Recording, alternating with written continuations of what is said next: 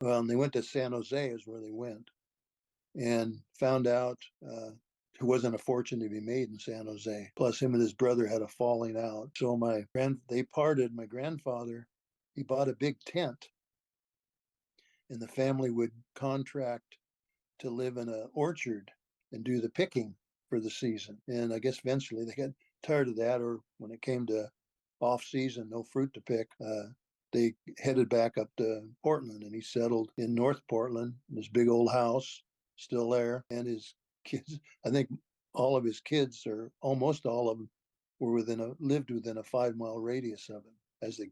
So I kind of grew up knowing my aunts and uncles pretty close. It wasn't just we just didn't see him at holidays and stuff. Spent a lot of time with him. The bringing up was unusual. We like most Italian families, you get together on the holidays, but we got together a lot of other times too. I could stop in at their house, or I'd go on vacation with them, or we'd take some of our cousins on vacations with us. So it was different growing up from most of my friends. Oh yeah, no, the same thing with me.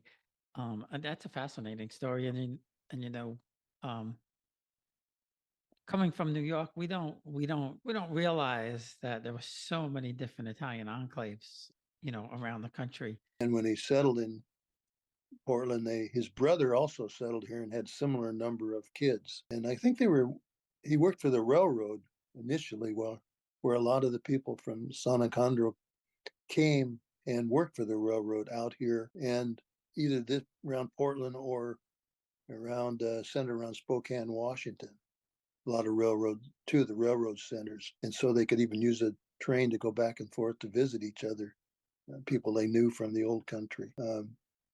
And let's see, what did he found out? We started working for the railroad. They had a stove manufacturer in here that makes big wood burning stoves people use to heat their homes and to cook on. And they made those, and large part of them were some cast metal, and his job was to polish the castings. So he was known as a stove polisher. And I remember one time I had his polishing wheels. The I guess you took your special polishing wheels and could to ply your trade wherever you were going to work. But he did that for years until sometime in the 40s he got colon cancer. And at the time, it was like a death sentence. But there was one doctor out here who would perform a colostomy operation, but it was considered experimental. But he did the operation, and like I say, he lived to be 102. But it took him out of the workforce.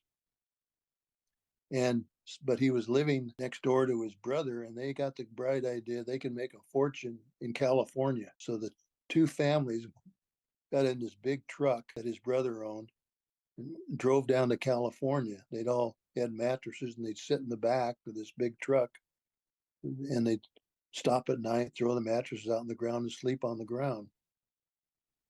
Well, and they went to San Jose is where they went, and found out there wasn't a fortune to be made in San Jose. Plus, him and his brother had a falling out. So they parted. My grandfather, he bought a big tent, and the family would contract to live in an orchard and do the picking for the season. And they'd move from orchard to orchard, living in this tent.